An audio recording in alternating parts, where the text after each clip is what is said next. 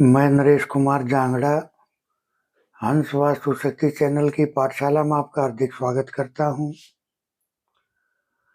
आजकल श्राद्ध चल रहे हैं। आज मैं आपको तर्पण की विधि बताऊंगा। पितरों का तर्पण कैसे करें।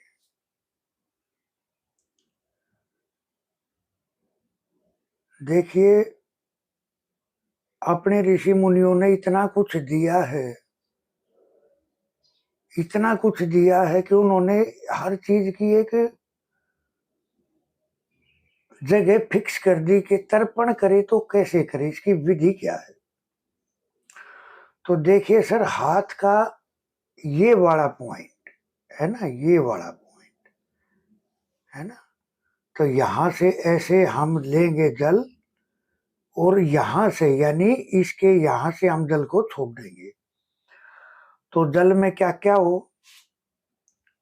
सर, कुशा डाल लो, एक लोटा जल का ले लो, उसमें सफेद फूल डाल लो, एक काले तिल डाल लो और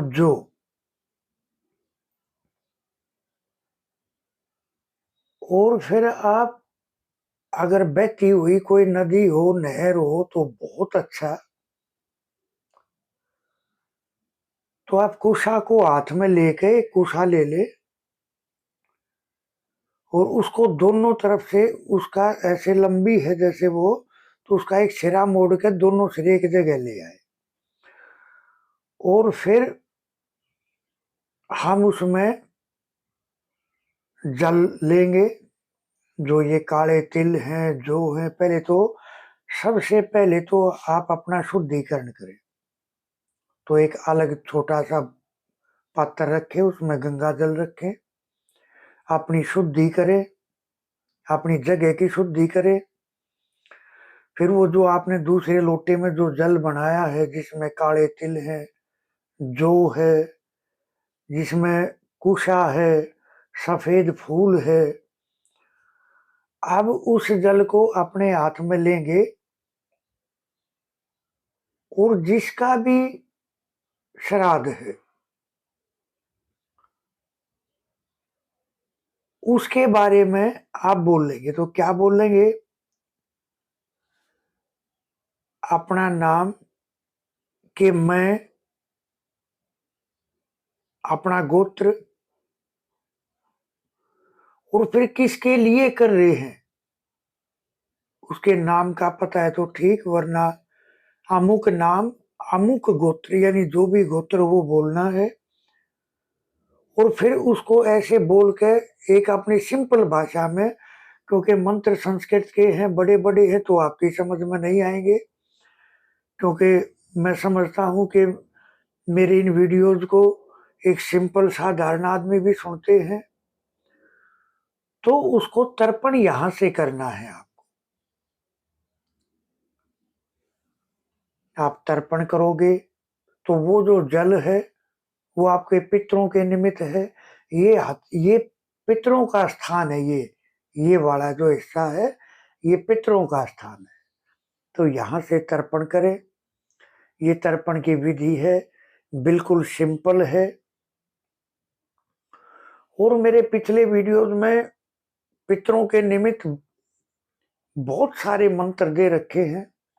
आप किसी भी एक मंत्र का यथाशक्ति जप करो। गरीब को भोजन जरूर कराना है। ब्राह्मण को और गरीब को भोजन जरूर कराना है। कुत्ते को, कौवे को, गाय को जरूर उनका ग्रास देना है। ये विशेष सावधानियां होती हैं। और इस तरह से अगर हम पितरों के निमित्त करके चलते हैं तो आप देखोगे कि हाँ, एक मेरे दिमाग से निकल गई थी एक बात, मैं आपको और बताऊं। जब आप ये तर्पण कर लो तो या तो सबसे पहले स्टार्टिंग में भी कर सकते हो या लास्ट में भी कर सकते हो। ओम ब्रह्मे नमः, जल को छोड़ दो।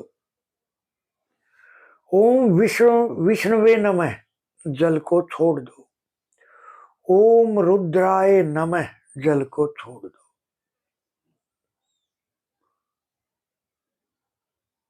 मैं समझता हूं जो हमारे पितर जो देवलोक से चल के अपना भोग लेने के लिए आते हैं, वे आपको भरपूर आशीर्वाद देंगे। और मैं साथ साथ एक बड़ी कीमती बात आपसे और शेयर करूंगा। क्या करना चाहिए आपको? एक तो W1 वो पितरों का स्थान है। एक तो आप वहां दाल चावल रख सकते हैं, और एक हमारी रेडीमेड रेमेडी है। जिस घर में भी आपको जो भी लगता हो कि पितर दोष है, तो आप हमारी वो रेमेडी मंगाए और अपने उस जगह पे लगाएं। आप देखोगे घर में तुरंत से जैसे ही आप लगाओगे, आपको 72 घंटे के अंदर रिजल्ट मिलने शुरू हो जाएंगे। घर में हारी है, बीमारी है, घर में हेल्थ को लेकर है, वेल्थ को लेकर है, आपसी रिश्ते हैं, हर चीज बैलेंस होनी शुरू हो जाएगी। और मकान और आप सबकी कुंडलियां पितर दोष से रहित हो जाएगी सदा के लिए। जब तक हमारी वो रेमेडी आपके पास वहां है, तब तक के लिए पितर दोष पूरी तरह से शांत और हर तरह का बेनिफिट आपको देखने को मिलेगा। तो अगर आप देखते हो कि पितरों के निमित्त जो पूजा है, उसमें जो दान दक्षिणा है, वो एक आम